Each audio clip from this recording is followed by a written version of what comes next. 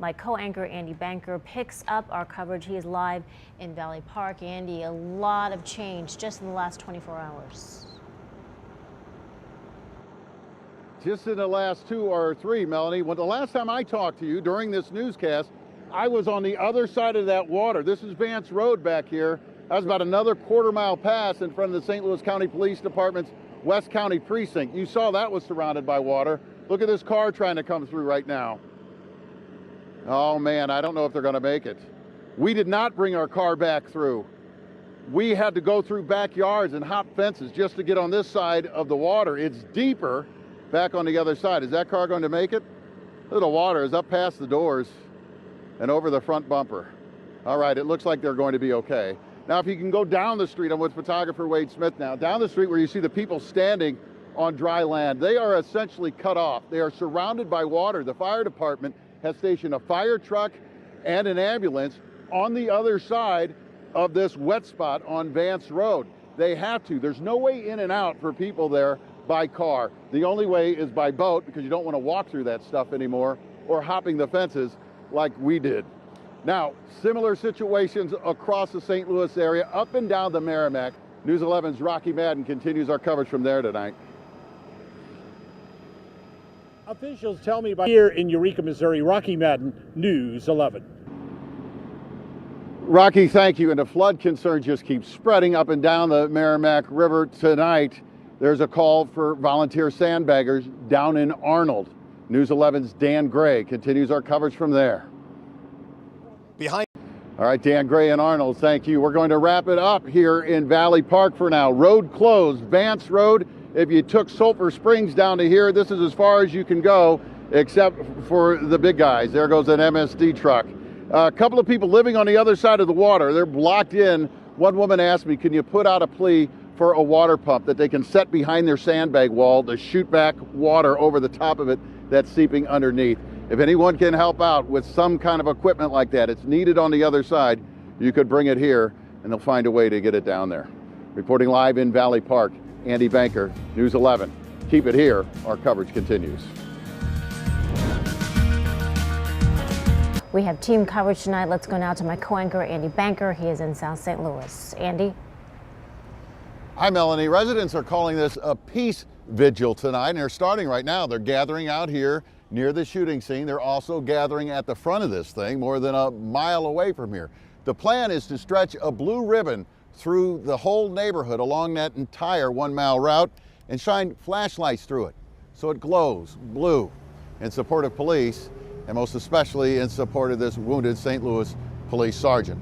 Police investigators say they are now certain it was 19-year-old George P. Bush who shot the police sergeant last night.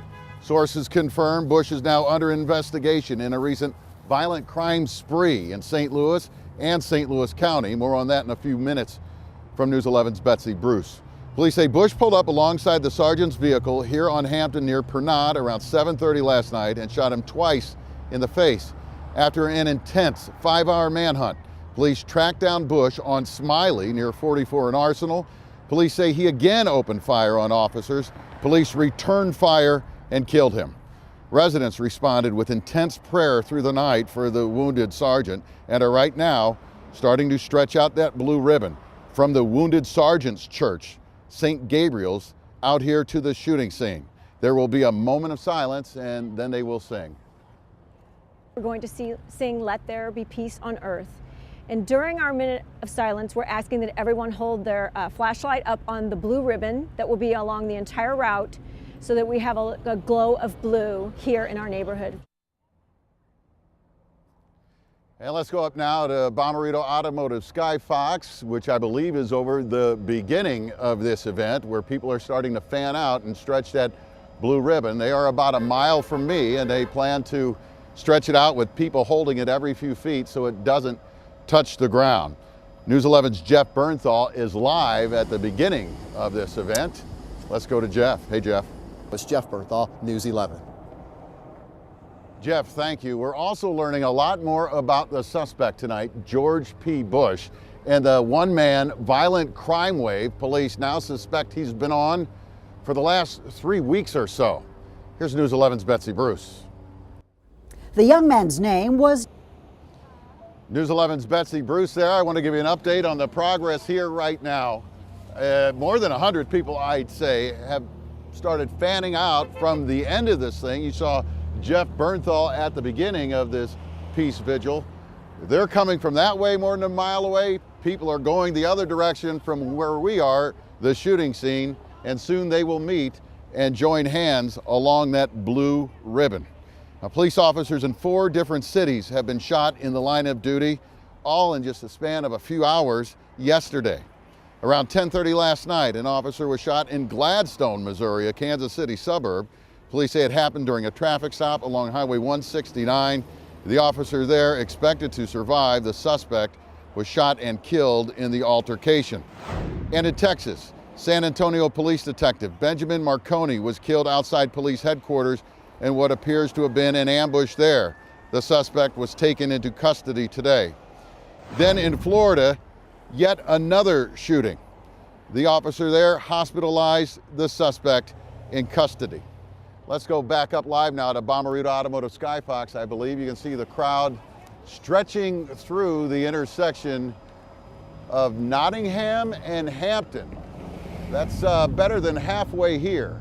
And they're going to be fanning out from where I'm standing and trying to meet them in the middle. We'll wrap it up here, Mel, and we'll see you a little bit later in the newscast.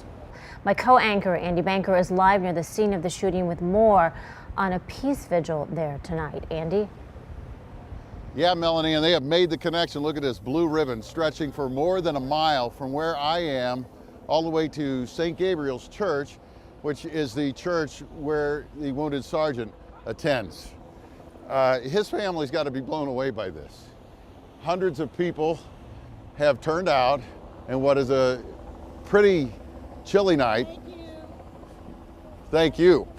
And the police chief is walking up, shaking everybody's hand in the line. I just passed him. I thought he might get up here so we could have a quick word, and there he is.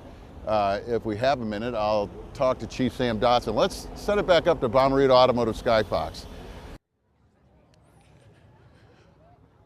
And welcome back to News 11 at 7. We're live at Hampton and Pernod, and several hundred people have gathered here for the peace vigil in South St. Louis. Stan Daywood is aboard Bomarito Automotive Skyfox right now. Stan, what's this look like from where you are? Well, Andy, as impressive as it is on the ground, it's very impressive from the sky at the intersection that you're at.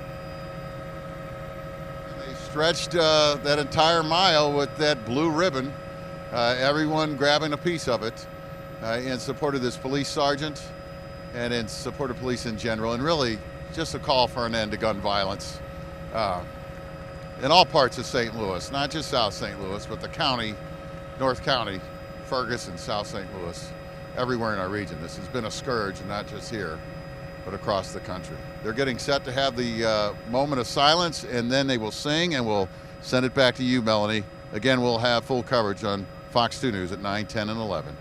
We begin with my co-anchor, Andy Banker, who is live in St. Charles, where they have been very busy sandbagging in Newtown. Andy? Busy indeed, Melanie. Look at this. This is Granger Boulevard in Newtown, St. Charles. Tonight, it is a sea of sandbags. Volunteers have just wrapped up the effort. It went for about 2 hours. About 30 volunteers filling close to 1,000 sandbags, maybe more than that, in their hats and gloves, their coats, their scarves. Water is near or up to the back doors of about a dozen homes out here. The scenic canals that run through town have overtopped their banks. Now, these are man-made water features. Residents say when there's a lot of rain, the extra water is pumped into fields outside of town. The trouble is, this is more than just a lot of rain this time. Those fields are now flooded too. There's nowhere for the water to go. In 10 years of Newtown, there's never been anything like this. Well, they're not really canals anymore, but the pumps are working. And just a couple of houses out here have taken in a little bit of water. Nothing serious, no serious damage. There have been no evacuations.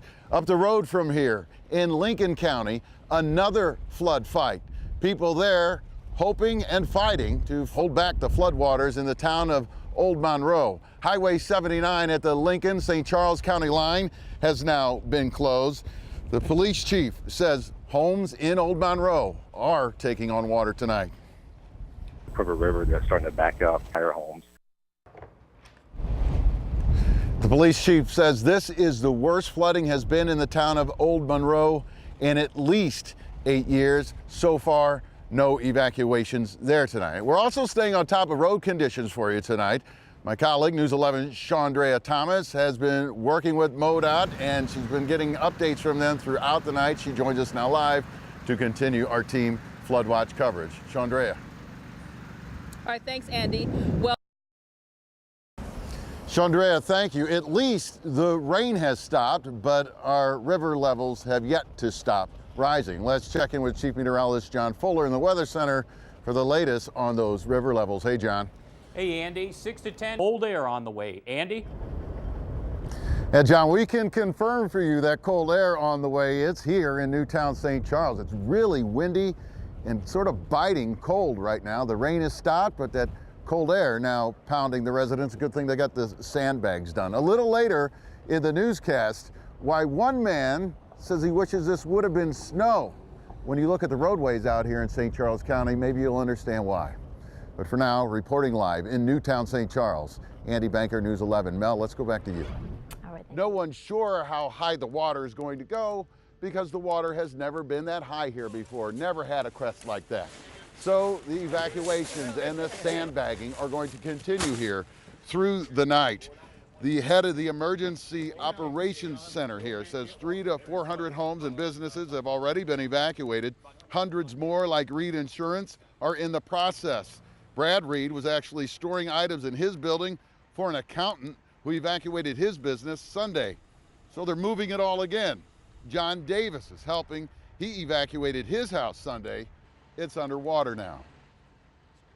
My wife and I. We've got a new warning tonight. Stay out of the floodwaters in Fenton. The wastewater treatment plant there has failed. Sewage is now getting into that floodwater. News 11's Chris Hayes continues our Flood Watch team coverage from Fenton. MSD said alarm bell. Our flood watch coverage continues tonight with my co-anchor Andy Banker, who's in Pacific. Andy? Hello again, Melanie. I just wanted to give you a heads up on what's going on where we're standing. We've been perched near the train tracks here in Old Town Pacific, historic First Street, and the arms came down and the alarms are going off. No train coming. There are some workers who are inspecting the tracks up the way. You know, we've seen all day, Melanie, those great pictures of the scope of all of this, both sides of the river from Bomarito Automotive, Skyfox. You really get a sense of how bad it is. It just looks bad, right? But here on First Street in Pacific, you get a sense for how it feels. It feels a lot worse than it looks. The historic Opera House back here, the iconic building on First Street, water coming in through the door. The business there, the Pacific Brew House, had to pull out today.